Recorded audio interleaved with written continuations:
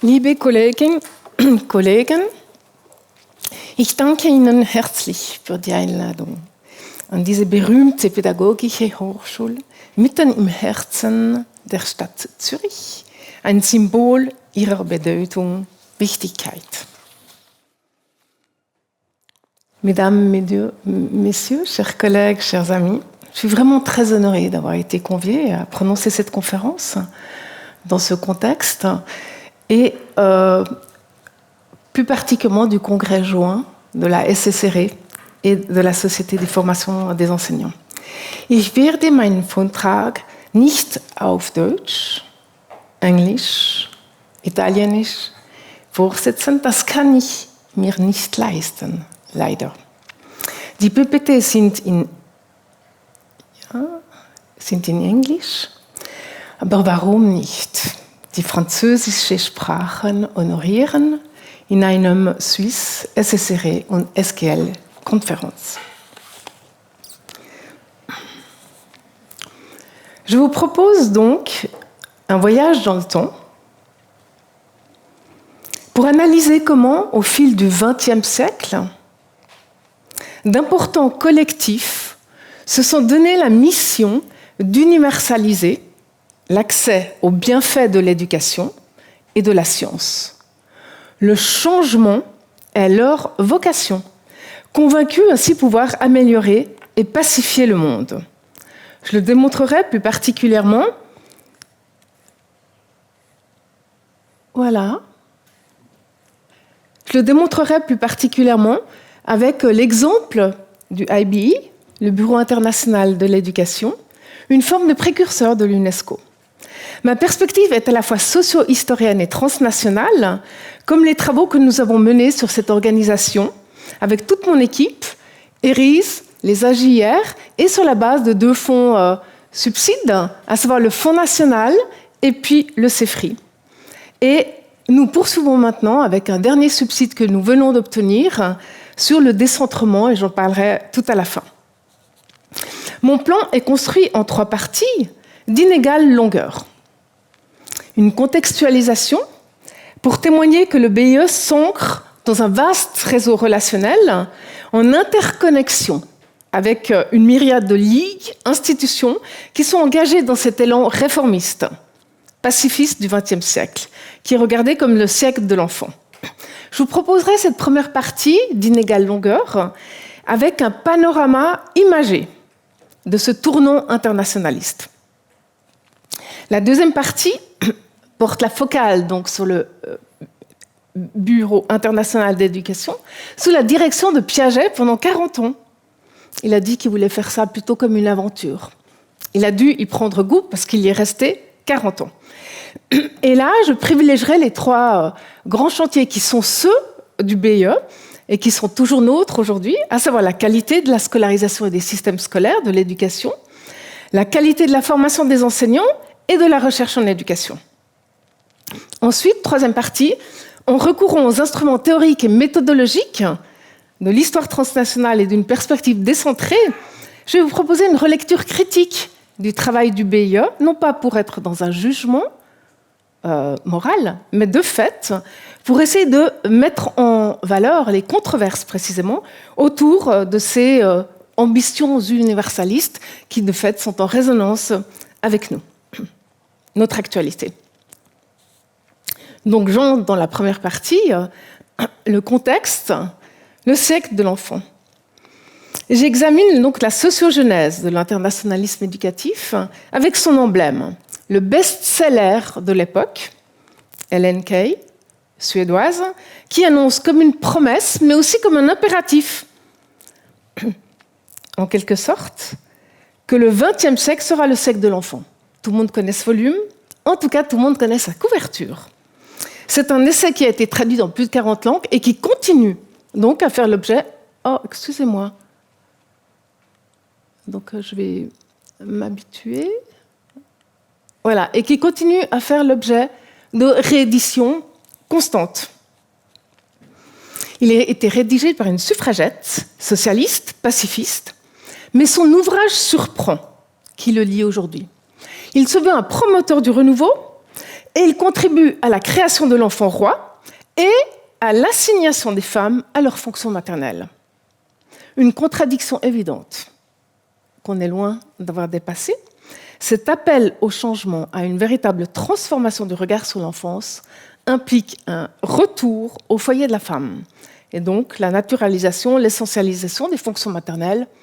Pourquoi pas en reconnaître évidemment la légitimité voici 120 ans. Ce qui pose question, c'est que ce siècle de l'enfant est encore réédité aujourd'hui. Il fait partie de certains credos, une stupéfaction dans le monde du MeToo.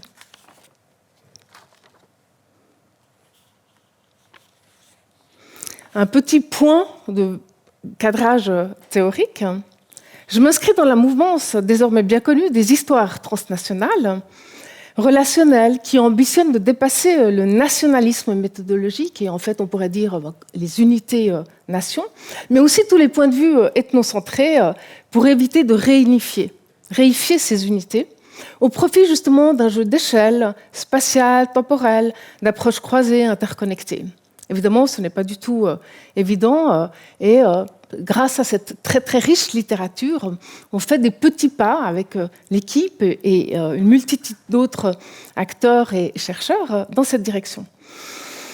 Et on pourrait dire que le processus, l'internationalisation comme terme descriptif, il englobe le processus de densification, des interconnexions, communications transfrontalières qui s'étend au fil du 19e déjà, et les gens en ont conscience, à des degrés, des rythmes divers sur l'ensemble des sphères économiques, politiques, sociales, et auxquels participent une multiplicité d'acteurs. Scandés par des forums internationaux, dès l'aube du nouveau siècle, par leur institutionnalisation aussi, sous forme d'accords, d'organisations internationales, puis même intergouvernementales. Mais ceci n'exclut pas du tout que, comme le montre plus particulièrement Sluga, que des nationalismes restent bien présents hier comme aujourd'hui. L'adjectif international qu'on reprend ici, on pourrait dire qu'avec son suffixe « isme », décrit ce processus comme une cause à embrasser, en quelque sorte un objectif, un engagement, une conviction, une croyance. Et on pourrait dire que l'internationalisme en tant que tel, c'est une internationalisation qui est assumée par ces acteurs, qu'ils soient individuels ou collectifs, puisque j'ai bien parlé aussi d'acteurs collectifs. Et donc, me référant ici à Iria, Sluga et d'autres, Laka aussi, ce sont vraiment des références que je trouve magnifiques. Ils insistent, eux, sur l'internationalisme culturel. Donc, on n'est pas seulement dans les enjeux politiques, économiques, sociaux, mais aussi de la culture, les représentations, les valeurs, les arts, les connaissances, la musique, des démonstrations magistrales là-dessus, montrent qu'ils sont au cœur de ce processus de globalisation, un terme qu'on n'utilise pas à cette époque-là. Et dans ce cadre-là, au niveau de l'internationalisme culturel, on sait que l'éducation est une dimension absolument fondamentale. Le contexte, on le connaît tous, c'est la sociogenèse de cet internationalisme. Il remonte déjà jusqu'au 19e, là où s'opère un tournant majeur, c'est que les guerres, les crises, on fait écho aussi à des crises récentes, sont des accélérateurs de cette conscience de la globalisation, mais aussi une conscience en termes de cauchemar.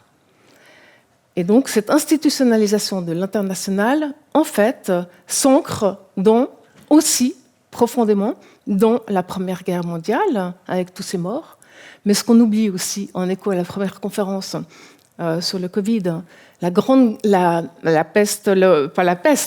grippe espagnole a fait largement autant de morts que celle de la Première Guerre mondiale. Et donc, cet enjeu, plus jamais ceci, d'où, vous le savez, la création de la Ligue des Nations avec l'internationalisme libéral wilsonien qui imprègne cette époque-là, et avec cette intention de construire une coopération intergouvernementale pour assurer la paix.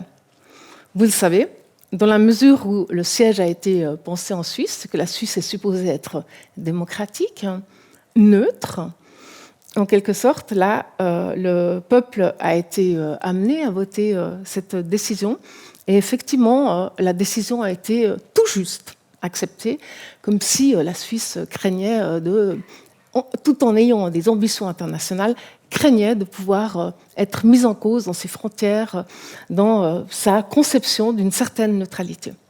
Mais alors, ce qui est vraiment étonnant, c'est que la question de l'éducation reste une chasse gardée des nations. En Suisse, on peut comprendre, mais c'est au niveau, pas des nations, au niveau des cantons.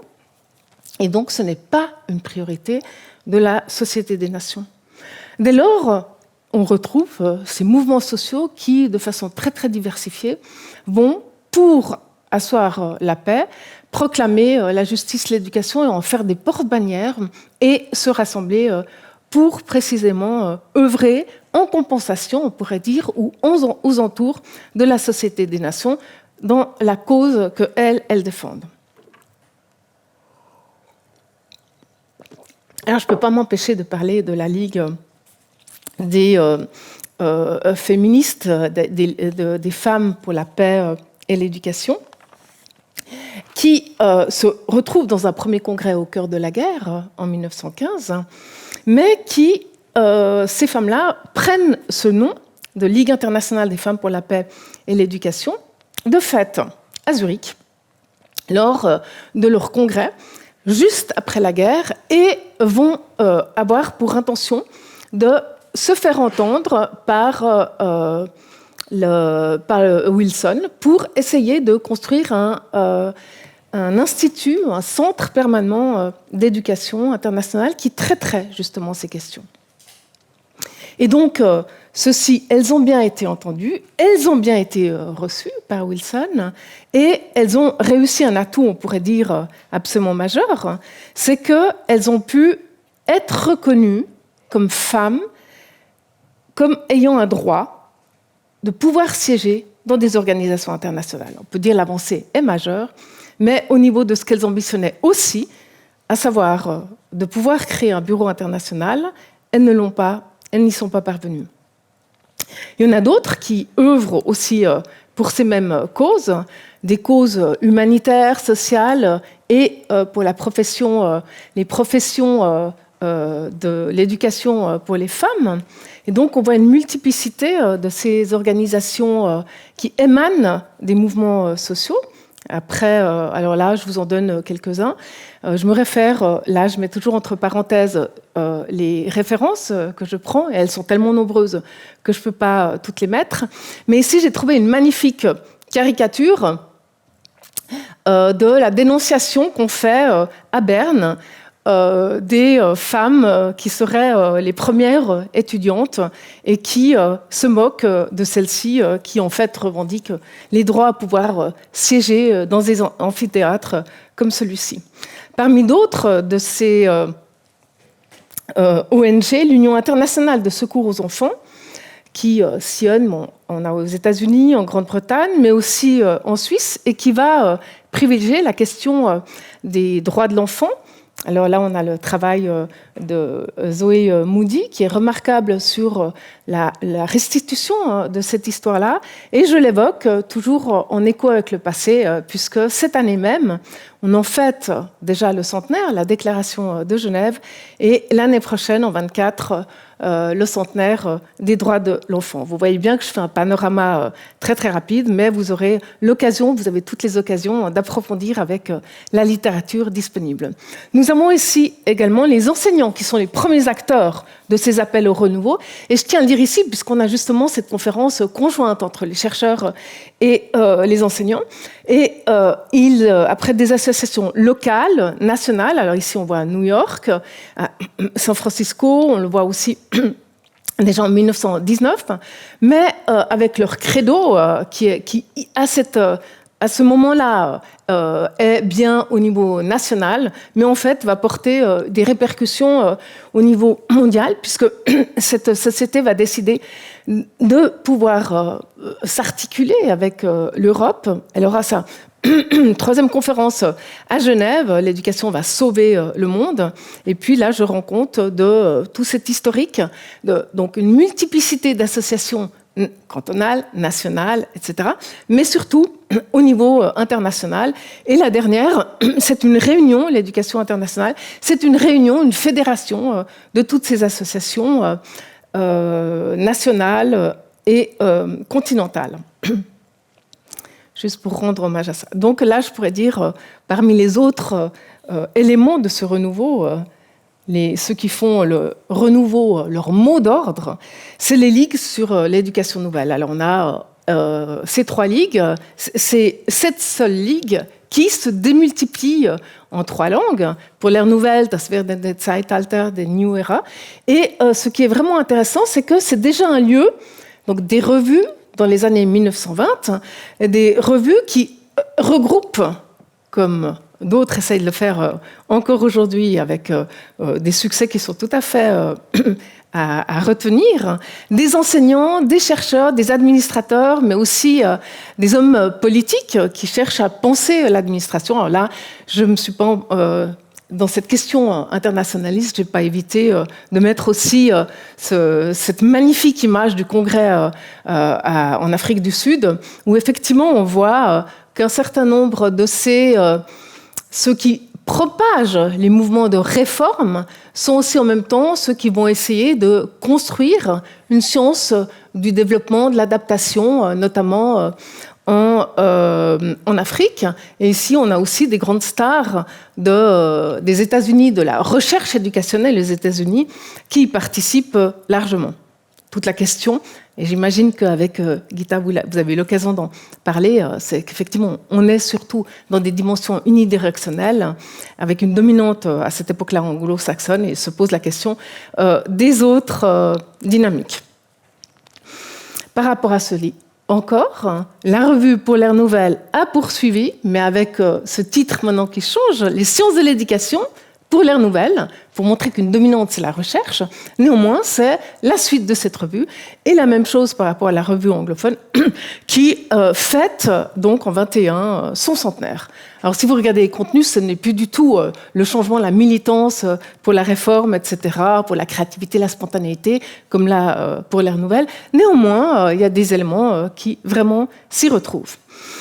Et donc, on pourrait dire, en gros, en faisant un bilan ici, depuis 100 ans, on a une constellation d'agences autour de la Société des Nations, mais également ailleurs, et puis ultérieurement au niveau de l'UNESCO, l'OCDE, etc., qui donc conduisent à une mouvance sociale de femmes, congrégations enseignantes, associations scientifiques et ligues enseignantes qui vont œuvrer donc pour le changement. Et les sciences de l'éducation leur apportent également une contribution substantielle.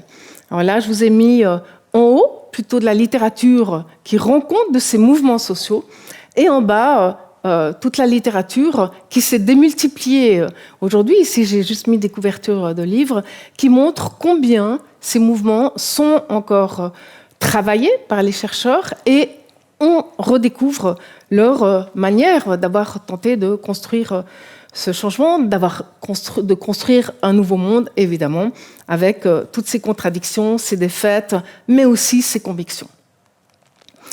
Alors, j'aimerais vraiment bien souligner qu'on parle beaucoup des écarts entre les chercheurs, les enseignants, les familles, etc.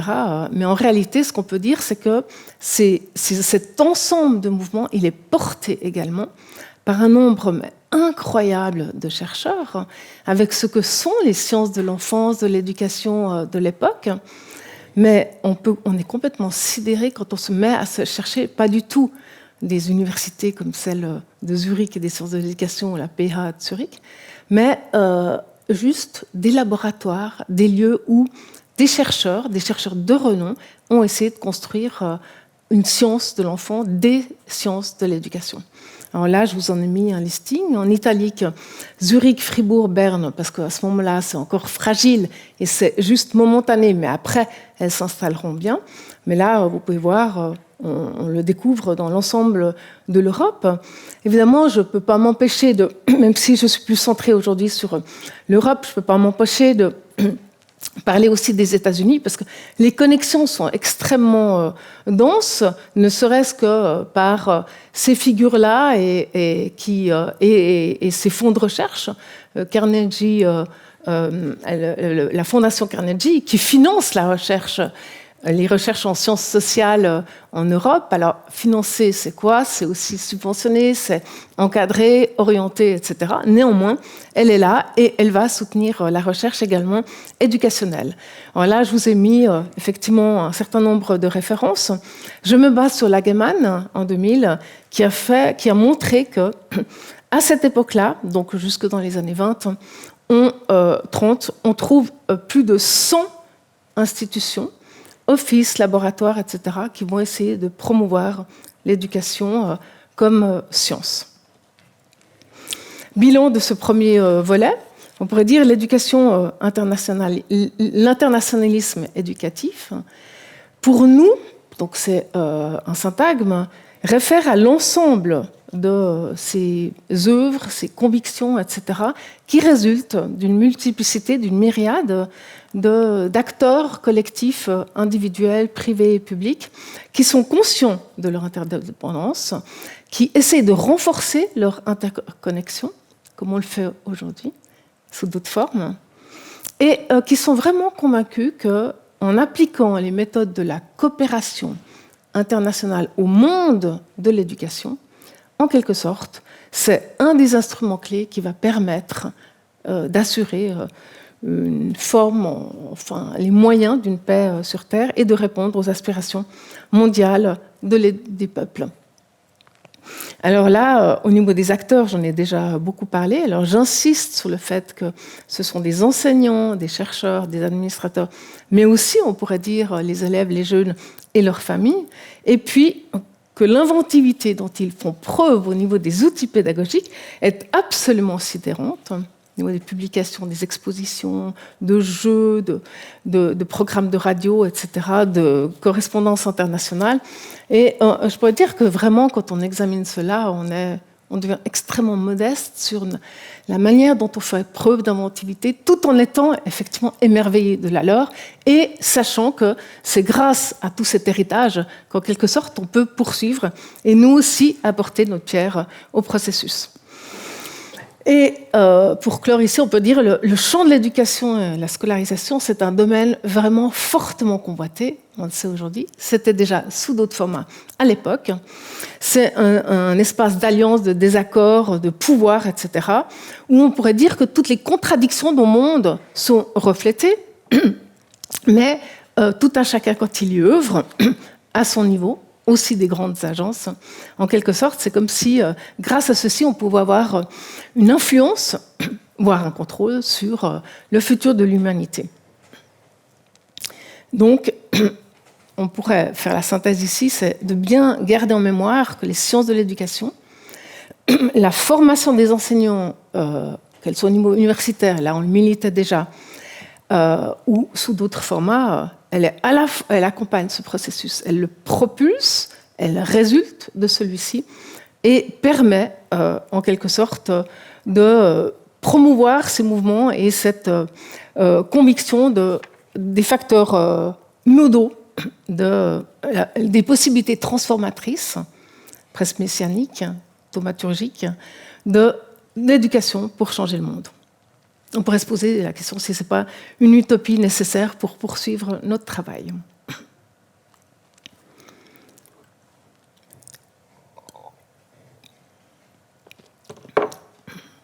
Ça va au niveau du rythme, au niveau de la parole. Je vous propose de passer à la deuxième partie et donc de plonger dans ce BIE que nous pouvons constater est un précurseur et a été reconnu comme tel de l'UNESCO, mais du E de l'UNESCO, à savoir bien du champ de la question de l'éducation. Son ambition, c'est d'orienter la marche globale de l'éducation. Donc je présente très schématiquement ce bureau en disant le but, c'est pas qu'on connaisse mieux ce bureau, mais qu'en quelque sorte, qu'on analyse ce qui le porte dans cette ambition de transformer l'humanité et cette conviction que c'est à travers l'éducation et la science qu'on pourrait assurer la paix sur Terre. Alors, il a été fondé par l'Institut Jean-Jacques Rousseau, qui est un précurseur de la faculté de psychologie et des sciences de l'éducation de Genève.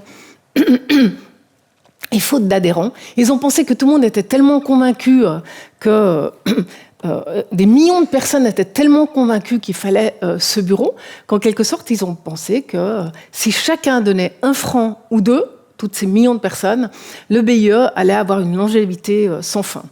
Ils ont reçu quelques piécettes, même pas 10 adhérents collectifs, et ils se sont dit, on va plutôt réunir alors les mouvements sociaux dont j'ai parlé jusqu'à présent.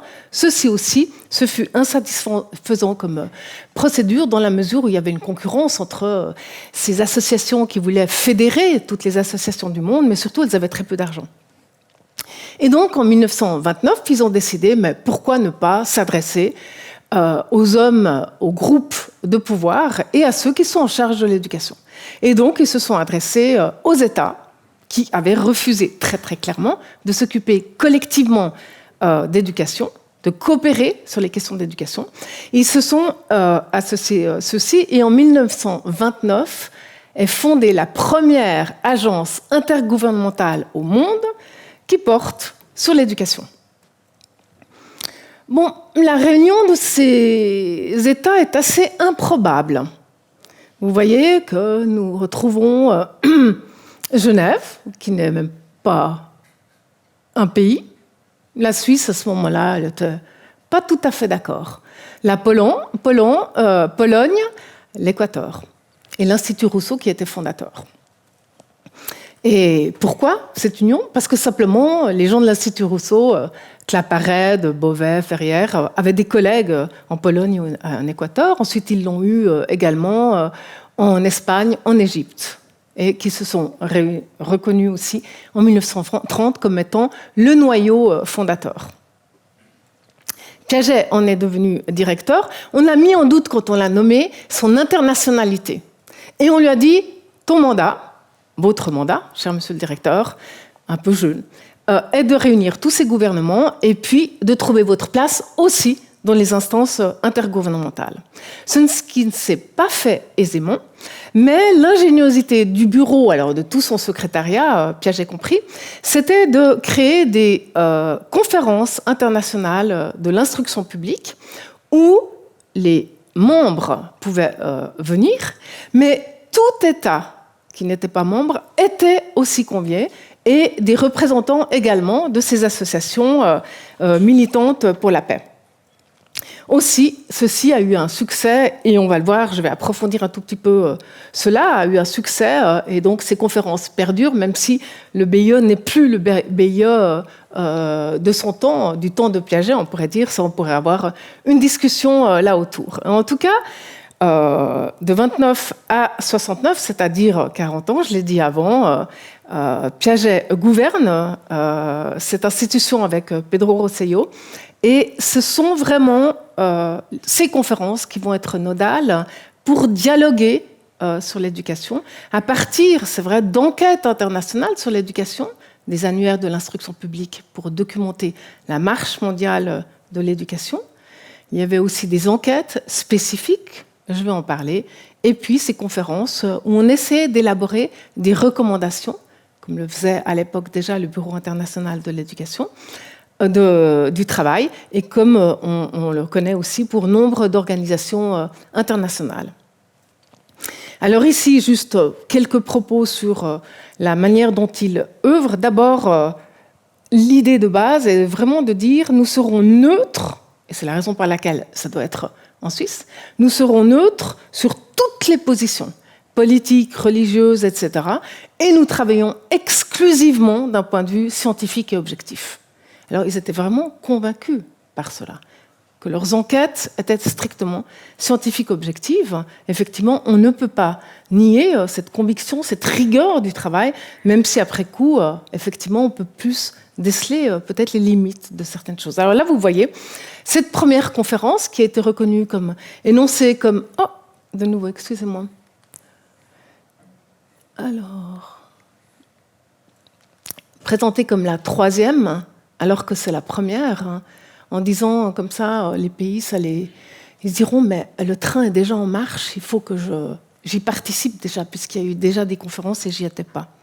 Donc le but, c'est d'identifier dans le monde les problèmes majeurs, de définir collectivement des recommandations, mais après, pour éviter qu'en quelque sorte il y ait des rébellions, des résistances, chaque État était libre de se les approprier lui-même à sa façon.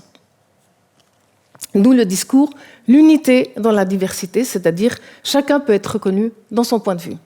Alors ici, je trouve que c'est intéressant de voir le type de thématiques qu'ils ont traitées pendant ces 40 ans. Alors, on peut dire, je les ai organisées en 3 grands domaines. Les matières scolaires et les curriculums, dont par exemple les manuels, c'est la majorité, 30%. Et donc, ils essayent ici de bien entrer en matière dans ce qu'ont besoin les autorités politiques. Et on ne peut pas traiter toutes les disciplines scolaires. Il y en a qui sont trop sensibles. Je pourrais en parler si on a le temps dans la discussion. Mais il y a aussi cette énorme importance qui est donnée à la formation des enseignants. J'ai vu les posters ces derniers jours qui sont présentés. On parle de pénurie, on parle de statut, on parle de formation, de recrutement, etc. Ce sont les thèmes qu'ils traitent. Vous voyez d'ailleurs les enquêtes dessous. Et puis, les structures scolaires. Alors, ce qui domine vraiment leur réflexion, d'emblée, c'est l'accès de toutes et de tous à l'éducation, à l'instruction, à l'école, et dans l'ensemble du monde. Mais on en parle moins. L'infrastructure, l'organisation, les finances sont déterminantes. Et ce sont les premières enquêtes internationales sur qu'est-ce que les États de leurs finances publiques, quelle proportion donnent-ils à l'éducation? Alors là, il y a d'emblée des résistances, parce qu'effectivement, tout le monde déclare donner énormément d'argent, mais c'est vrai, il parle des départements, c'est pas clair de quel département on parle, si c'est aussi, si on met l'Église dans ce département, si on met toute la culture, les arts, certains, effectivement, c'est en lien avec l'économie, au hasard la Suisse, mais c'est bien plus tard.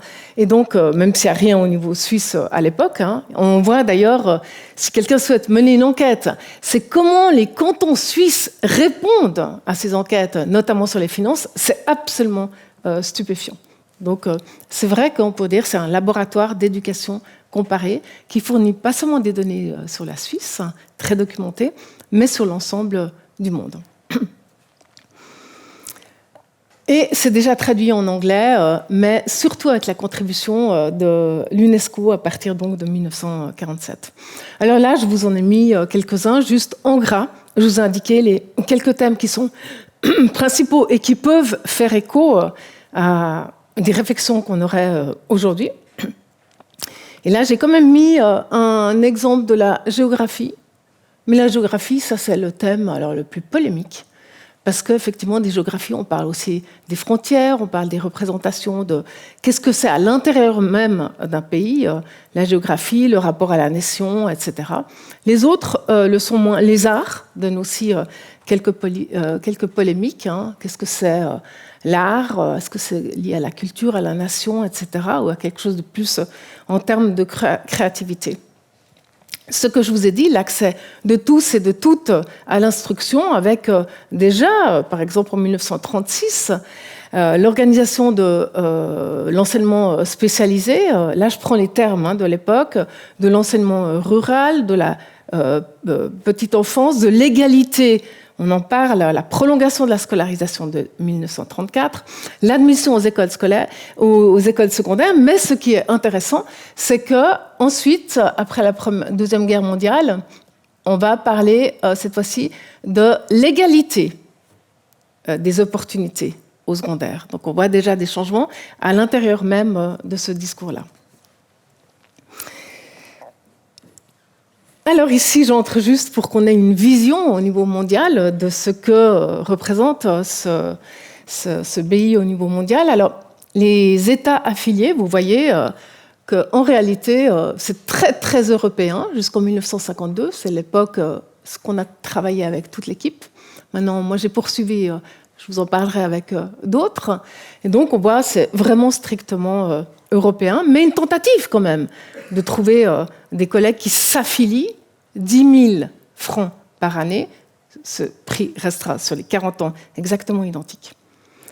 Là où c'est vraiment extrêmement intéressant de voir l'évolution, c'est que après, donc là c'est très, on pourrait dire, plutôt donc des alliances, je l'ai dit, improbables. Il y a peu de membres affiliés, mais en réalité, puisque tout le monde a le droit de participer aux annuaires, aux enquêtes et même d'être là aux conférences, en fait, il y a une proportion beaucoup plus grande d'États qui sont présents et qui discutent, de délégués d'États. Alors là, on voit la progression des membres affiliés. On voit qu'il y a toujours ce décalage entre les présences, les annuaires, les enquêtes auxquelles participent de plus en plus d'États et les affiliations qui progressent plus lentement. Mais ce qui est vraiment intéressant, et ce dont je vais parler aussi un tout petit peu aujourd'hui, c'est qu'après la Deuxième Guerre mondiale, on a effectivement tous ces mouvements de décolonisation qui permettent à des pays qui sont en phase de revendiquer et prendre leurs indépendances de s'affilier. Et ceci se fait vraiment très aisément, de s'affilier au BIE. Alors pour eux, évidemment, c'est pour avoir une certaine place dans le concert des nations. Néanmoins, on verra, c'est pas si aisé que ça de pouvoir le faire tout à fait objectivement, librement, sans être dans des interférences sociopolitiques comme le prétend le BIE. Je viens donc sur ces valeurs que vous aurez déjà perçues dans le discours que j'ai tenu. Alors là, on l'a vu, je l'avais mis au début. L'idée de base, c'est les enfants qui portent le monde. On a encore des symboles de ce type qui circulent un peu partout. Et donc, voilà, en gros, leur mot d'ordre, on pourrait dire, l'autonomie, l'égalité, la justice, la solidarité, etc. Mais ce qui est vraiment important, c'est aussi un très haut niveau de formation des enseignants sur lesquels résistent un certain nombre de populations, un certain nombre d'États, parce qu'ils disent non, nous on ne cherche pas d'abord à universitariser la formation des enseignants, il faut qu'on ait déjà une base pour la formation des enseignants et qu'on évite la pénurie et qu'on ait aussi donc des moyens de les payer. Alors autant en avoir, même s'ils sont peu formés, mais il nous faut des enseignants. Et ceci derrière un discours qui est porté par le collectif de Genève et plus particulièrement Piaget, il faut vraiment ancrer cela sur une solide science de l'enfance et si possible davantage ancrée dans la psychopédagogie. Et là, Piaget, qui dit bien on n'est pas en train de diffuser des idées pédagogiques de qui que ce soit, de fait, Piaget, on voit qu'il est tout à fait ancré déjà dans ses travaux qu'il parvient à disséminer au sein de cette arène intergouvernementale et on se rapporte notamment à ses théories sur la réciprocité. J'y viendrai sur la question de la réciprocité, du décentrement, en posant la question, mais qu'est-ce que c'est un étranger? Il donne comme exemple, on demande aux petits Genevois. Vous le connaissez bien de toute façon, ces références. C'est une personne qui vient d'un autre pays que Genève, un Savoyard ou un Français? Répond l'enfant. Et vous, demande l'adulte, ici Piaget, vous êtes un étranger? Mais non, je suis suisse. Mais pour un Savoyard, vous êtes un étranger? Mais non, j'ai dit que j'étais un Suisse.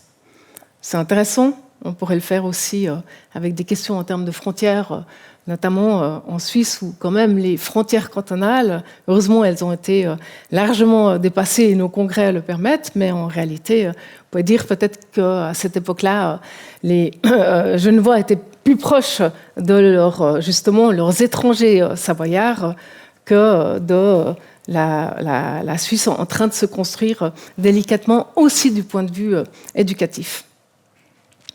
Et donc, à partir de ces enquêtes, ses propres enquêtes, qu'il a menées aussi dans le cadre du BIE, Piaget va essayer, c'est ça que moi j'ai trouvé absolument fantastique, en termes de compréhension de ce qui se passe comme phénomène, il va essayer de transposer ces méthodes de la coopération du self-government, du travail par équipe, dans cette arène intergouvernementale, en disant, en fait, apprenons aussi dans cet espace, dans la réciprocité, de veiller à passer de l'individuel à l'universel en se respectant mutuellement, c'est-à-dire en étant dans cette solidarité, décentration, etc.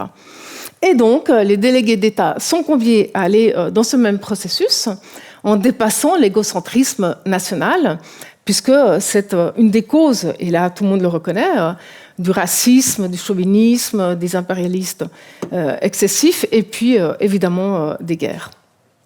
Et donc on pourrait dire l'agenda de cet internationalisme éducatif, c'est une mission d'une cause universaliste, et ils sont convaincus de cette dimension. Alors là, je vous fais quand même un petit zoom sur le visage de Piaget, qui était très fier de ses travaux, mais qui a quitté quand même l'institution quand elle était en train de péricliter. On va voir pourquoi. Néanmoins, tous ces discours ont été, depuis 1934, tenus sur ce niveau et ont perduré et ont été cités toute cette période-là. Donc, je répète, je synthétise, la coopération, la compréhension mondiale, mutuelle, l'unité dans la diversité, la réciprocité, le décentrement, etc. Ce sont donc les mots d'ordre de cette institution. Donc, nous avons eu pour thèse que, et ça c'est le livre collectif qui résulte du premier Fonds national, que le BIE constitue une matrice de l'internationalisme éducatif, puisque c'est cette première agence intergouvernementale. Ensuite, elle promeut des causes d'intérêt public, on pourrait dire universel. Et puis, elle initie un mode d'échange qui transforme réellement ce qui existe à cette époque-là, entre les ministres, les diplomates, les chercheurs, les enseignants qui sont aussi conviés, insuffisamment certes. Et puis, il prend comme boussole les questions d'universalité. Je vous propose donc de passer maintenant à la troisième partie, plus critique. C'est une manière de relire ces sources, les re-questionner pour interroger aussi les fragilités d'un certain universalisme. À partir ici, j'ai fait une couverture qui est un montage, je le dis bien. Néanmoins, ce sera bien cette couleur avec ces plaques tectoniques qu'on essaie de faire tenir ensemble. Et c'est un livre qu'on est en train de terminer, Bernard Schneevier et moi-même, qui paraîtra dans ces supports-là et où on va essayer on a déjà essayé de voir comment Piaget, à l'œuvre ici, va essayer de construire cette intention de l'individuel à l'universel au niveau de la coopération mondiale. Alors ici, donc, pas un jugement de valeur, mais bien essayer de repérer ces controverses sur l'universalisme, intentionnellement ici mis entre guillemets. Alors je me base de nouveau sur une très très riche littérature qui montre le lien entre les perspectives locales, globales, qui par exemple sur l'Europe essaie de réfléchir comment elle s'est construite et avec l'intention de dire l'Europe c'est bien l'Eurafrique en réalité pour s'opposer aux deux grands blocs, l'idée de provençaliser l'Europe ou bien de décentrer l'Occident.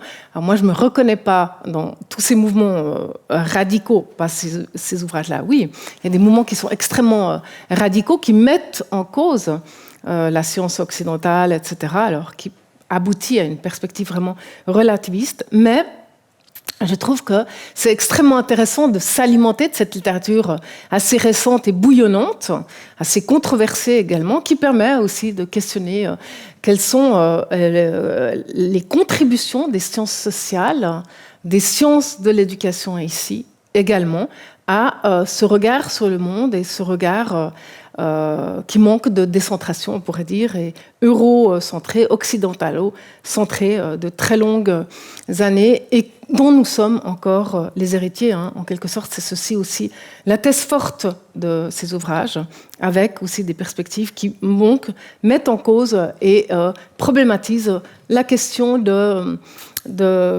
sciences de l'éducation, en tout cas la manière dont l'éducation y a contribué.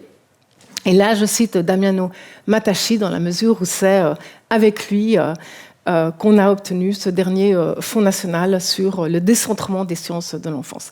Alors là, c'est donc l'enquête que j'ai menée avec Bernard Schneevier sur ces conférences. Alors, on a à peu près 4600 pages de PV des conférences, je peux poser la question, j'ai bien 1 heure, parce que le temps passe et puis on a commencé un peu plus tard. Oui. Excusez-moi. Et donc, là, je vous ai donné, je vais vous donner quelques exemples, on verra si je prends les 5. Mais en tout cas, mettre en valeur l'immensité de la documentation qui est ici fournie. Bon, c'est des centaines et des centaines de volumes, uniques chacun. Ici, je donne la bibliothèque, je montre la bibliothèque du Palais Wilson, qui est donc en même temps, à cette époque-là, la bibliothèque du Bureau international de l'éducation et puis de l'Institut Rousseau, qui devient donc la FAPC de Genève. Donc c'est à partir, pour ma part, des PV des conférences que j'ai travaillé. On pouvait malheureusement s'y attendre, même si les femmes ont été les premières à propulser ces mouvements. Il s'agit bien de bastions strictement décravatés blancs, on pourrait dire, qu'on retrouve ici. Pas plus, à la rigueur, quand même nettement moins que d'autres organisations internationales. Alors ici, entre 34 et 58, on voit qu'il y a une proportion très faible de femmes. Il faut bien, de surcroît, inclure les secrétaires, qui sont là, évidemment, pour faire un autre travail que pour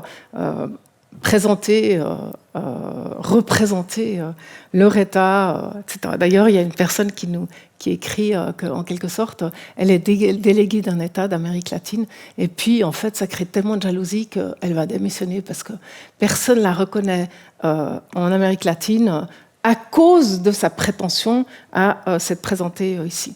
Néanmoins, le BIE, c'est une des premières organisations qui va en 1933 faire une enquête sur la situation de la femme mariée.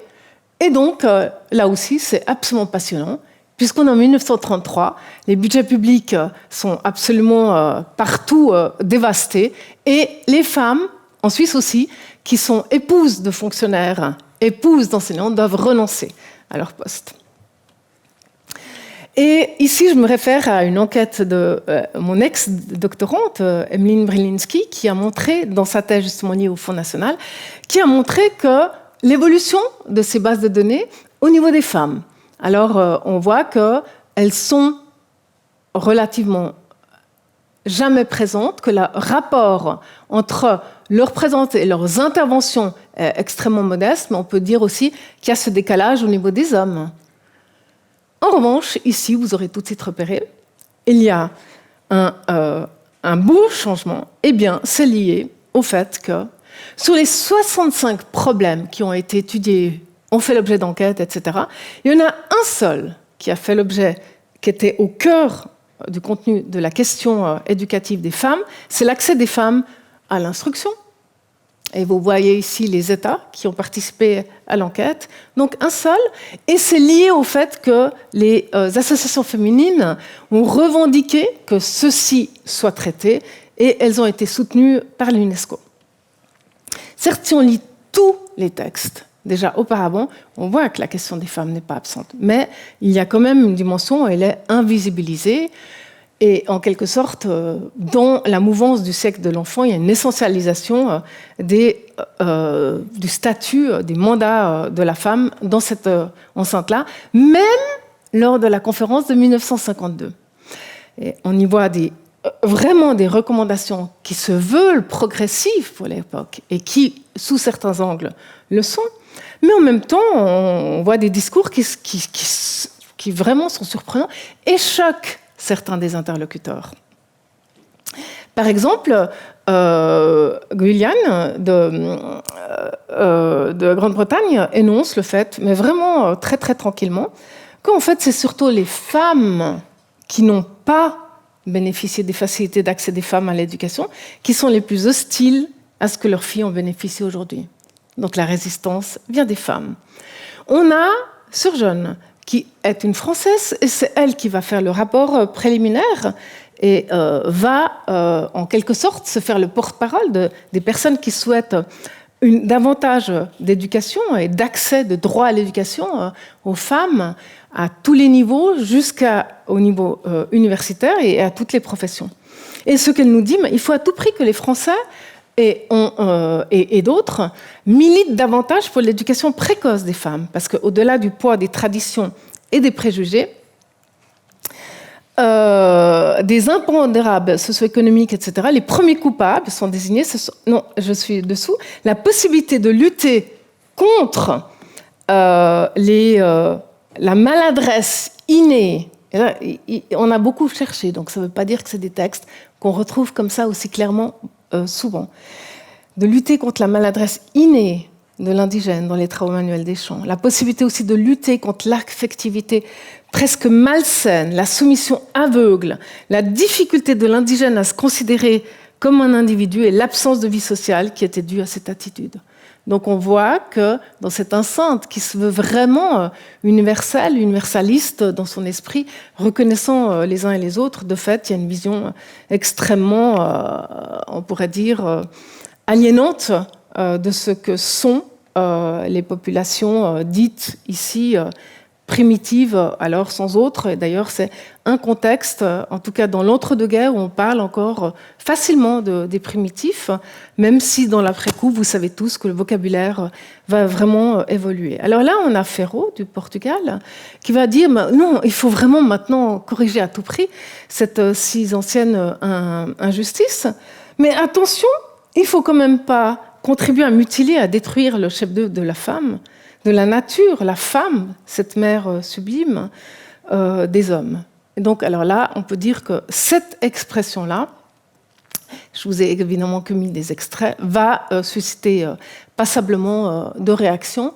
Mais au bout du compte, ce qu'on peut considérer, c'est qu'il y a vraiment d'abord cette invisibilisation des femmes, ensuite l'essentialisation de ces fonctions maternelles, mais néanmoins, il y a une tentative de dépasser déjà cette langue de bois et de proposer des recommandations, toutes mises au conditionnel, parce qu'on ne veut pas choquer les États, pour qu'il y ait des droits plus généralisés au niveau de la formation, l'accès à la formation, et donc incluant formation professionnelle et universitaire. La représentante du Vatican fribourgeoise,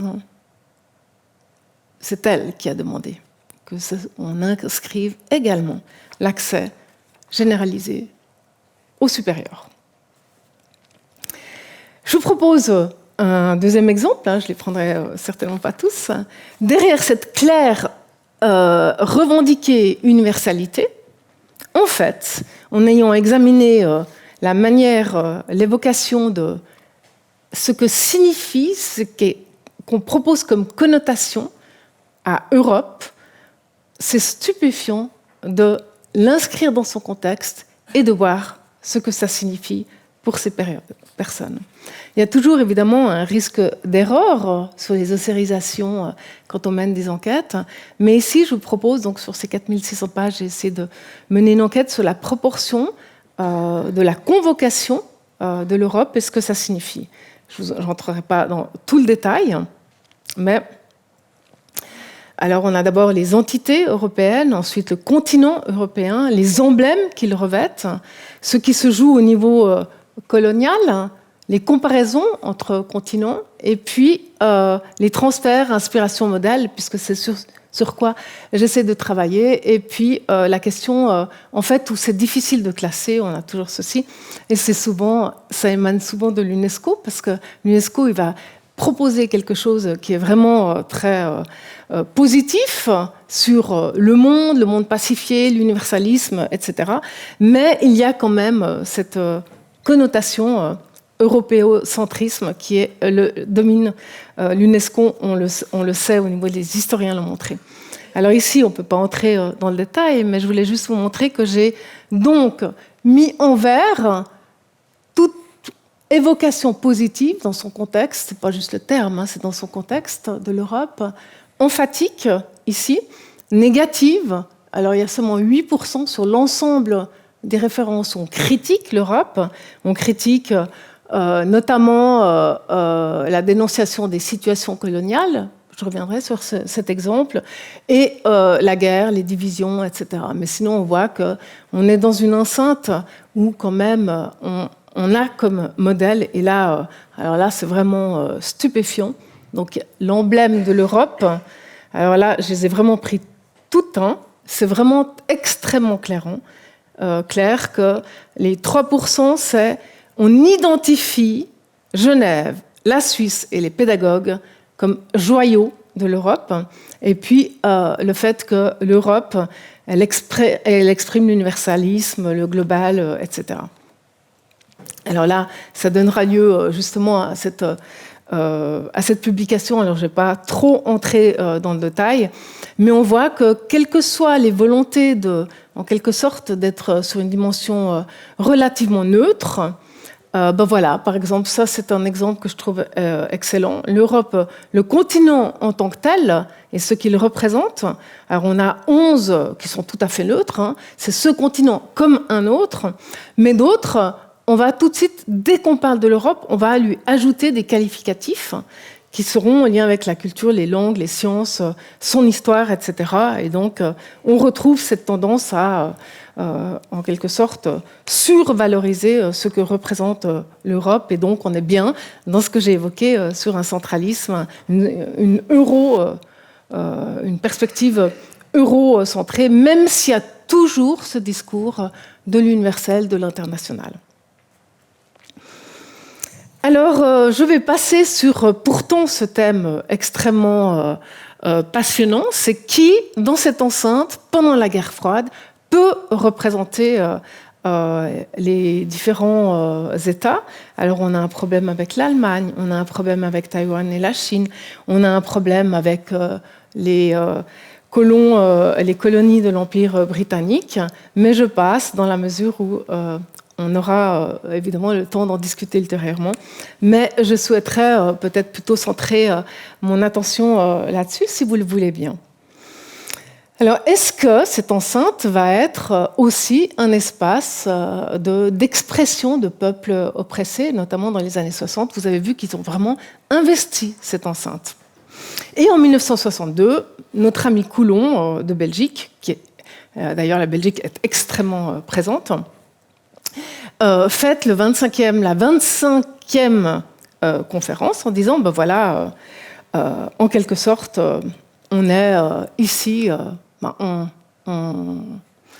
est au plus haut point de ce qu'on a pu réaliser. Et nous, on se pose la question si on n'est pas en train, ici, au niveau du BIE, de terminer en fait l'œuvre de ce BIE qui se voulait à ce point reconnu, neutre, universaliste, etc. Alors Coulon nous dit, nous avons 9 pays au départ, et parfois réticents. Donc, ça, c'était dans la congrès de 1932. On en a 90 aujourd'hui, ils sont tous enthousiastes. Mais avant tout, notons, rien ne pouvait combler davantage nos vieux, nobles, riches, etc., cœurs d'Européens, que de voir apparaître parmi nous, sur un pied d'égalité, ces jeunes nations d'Asie et d'Afrique, dont l'arrivée ici prend parfois figure de consécration. Donc on a la jeunesse, nous on est des ancêtres, etc. Et puis eux, enfin, peuvent être consacrés en venant ici dans cette enceinte. Alors je vous ai mis ici un exemple des manuels que le BIE récolte, toujours dans cette perspective d'avoir une meilleure connaissance, compréhension d'autrui. Et ici, la question de la géographie humaine.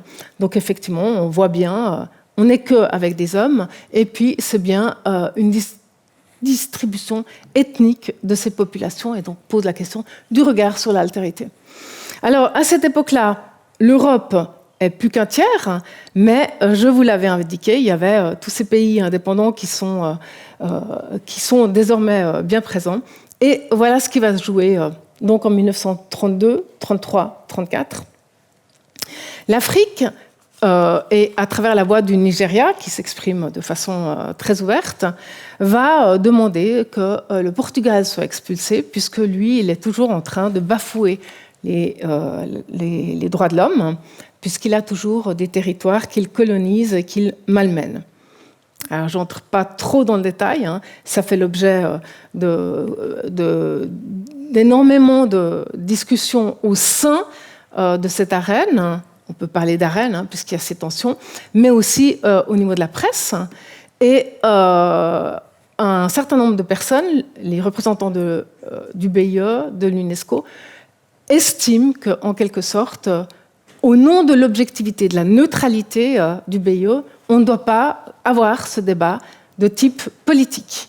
On n'a pas le droit d'expulser un pays. Et donc, ce qui est intéressant, c'est que le vote, finalement, est accepté.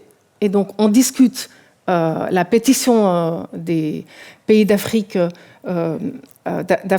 et on voit ici qu'il y a l'abîme de la guerre froide entre les Occidentaux et leurs alliés, et puis la Russie, l'Afrique et leurs alliés par-ci par-là. Alors, ce qui est absolument fou, pour ma part en tout cas, c'est que le vote qui soutient la délégation africaine, en fait, est adopté, mais les autres n'ont pas le courage, on pourrait dire. Ils sont contre le colonialisme, ils le disent, mais plutôt que de voter, il y a seulement 7 abstentions, plutôt qu'ils quittent l'Assemblée.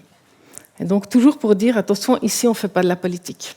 Et donc, on peut constater ici qu'en quelque sorte, on est dans une impasse au niveau d'une simple, on pourrait dire, objectivité, neutralité formelle. L'Assemblée est suspendue et il y a le débat sur le fait, est-ce que la neutralité, l'objectivité du BIE, est-ce qu'elle a vraiment les épaules suffisamment larges pour pouvoir maintenir sa crédibilité auprès d'autres organisations intergouvernementales.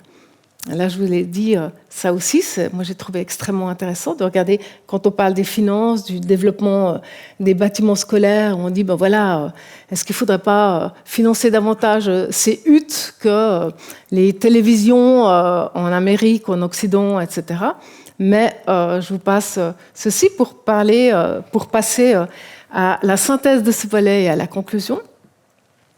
Donc on peut dire vraiment très très clairement que le principe de l'objectivité, la réciprocité et la neutralité du BIE, elle tend à quelque chose qui se veut réellement de l'ordre de l'universel, par ses objectifs, ses partenaires, son mode opératoire, et puis son motto, enfin ses mots d'ordre. Mais en quelque sorte, ce palais Wilson, où se situe le BIE après que la Ligue des Nations l'a quitté, en quelque sorte, comme la Ligue des Nations, comme ensuite les Nations Unies, en fait, aucun ne sont des palaces qui sont préservés de toute interférence, on pourrait dire, de pouvoir.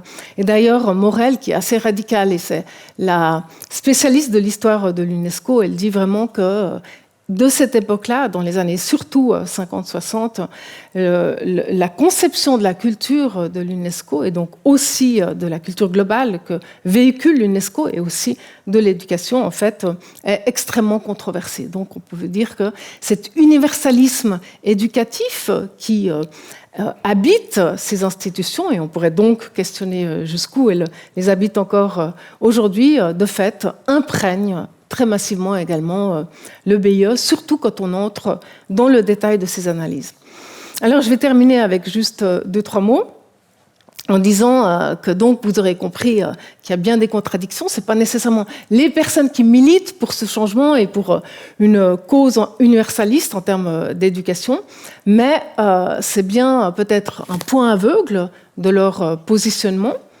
Mais c'est bien en lien aussi avec un contexte qui a ces points aveugles, et puis qu'ils subissent des interférences de l'externe.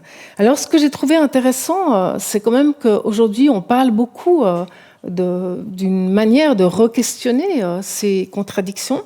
Et je trouvais que l'ouvrage de Diane est extrêmement intéressant, parce que lui propose, dans le fagot de la mémoire, ce qu'il propose, c'est qu'en quelque sorte, on ne doit pas rejeter complètement l'universel.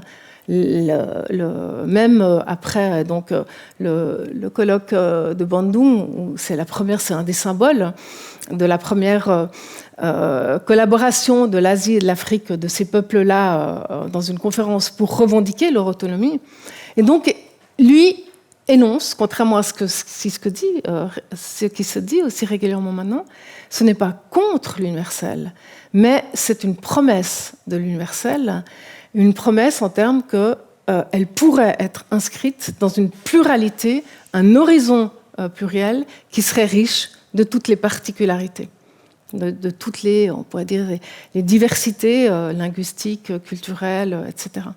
Et donc, par rapport à ceci, alors je ne prenais pas tout, on pourrait dire, moi ce que je trouve absolument fascinant en faisant de l'histoire, c'est une possibilité aussi de se décentrer, de dépasser ce qu'on pourrait dire une forme de fatalisme, mais pour avoir regardé comment nos ancêtres, eux aussi, ont déjà essayé d'œuvrer, de militer, de s'engager, même dans des contradictions, mais ont essayé, et donc dans une forme d'agentivité qu'on peut aussi mettre en lumière, de montrer combien, en quelque sorte, l'éducation est aussi un moyen d'acquérir une plus grande lucidité, de pouvoir se projeter dans l'avenir, projeter d'autres, effectivement, pour permettre de questionner nos catégories, nos hiérarchies de catégories, et puis d'être dans des dialogues pluriels. Et donc, plutôt qu'en quelque sorte de mettre en cause complètement, il s'agirait donc d'éviter toute position surplombante. Nous en avons beaucoup dans la mesure où, en quelque sorte, cet eurocentrisme, occidentocentrisme, on l'a encore, on l'a même sans s'en apercevoir, mais en quelque sorte, il s'agit de pouvoir repérer aujourd'hui encore quelles sont les traces de cette colonisation, ce post-colonialisme et ces biais entre des hiérarchies, non pas pour construire de nouvelles divisions, surtout pas une perspective relativiste qui, elle, essaye aussi de mettre en cause la science, je l'avais déjà évoqué, mais en quelque sorte, pour nous-mêmes, investir notre champ avec toutes ces potentialités pour une meilleure conscience critique, préservation aussi de ce qui fait sens, volonté aussi de continuer dans le changement et des espoirs que porte ce changement pour l'avenir. Alors, j'aurais voulu aussi présenter 2-3 éléments juste dans une dia de ce nouveau Fonds national, mais comme il vient de commencer en 23, je vais m'en tenir à son titre.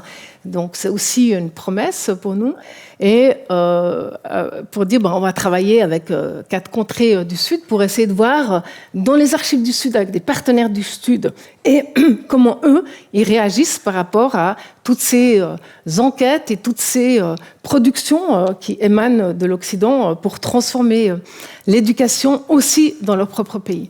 Mais ce que je voulais, c'est là-dessus que je vais terminer, c'est de montrer le type de manuel sur lequel on débouche. Et ça, c'est un atlas coréen qui nous montre leur représentation du monde en 1957. Et ça mérite vraiment encore de faire l'objet d'une plus fine analyse et d'une valorisation de comment on se représente un monde qui peut-être, le nôtre semble complètement, on pourrait dire, représentatif. Et c'est là où on a une vision vraiment centrée. Nous semble évidente que ce n'est pas cette représentation du monde qui circule dans nos classes, dans nos esprits, etc. Alors qu'en réalité, ici, c'était une évidence. Alors, je vous remercie beaucoup je termine avec cette dia. Je vous remercie beaucoup pour votre attention. Et c'est un honneur pour moi d'avoir pu partager les travaux de mon équipe, de moi-même. Vous aurez vu que je fais partie de ceux qui restent enthousiastes sur ce qu'on peut faire en recherche, en formation des enseignants et en éducation. Mais ça ne veut pas dire qu'effectivement, je pense que le changement en tant que tel est par définition une plus-value et que je ne fais pas partie des personnes qui vont à tout prix dire on peut aller vers le mieux pour autant qu'on balaye l'avenir. Merci beaucoup.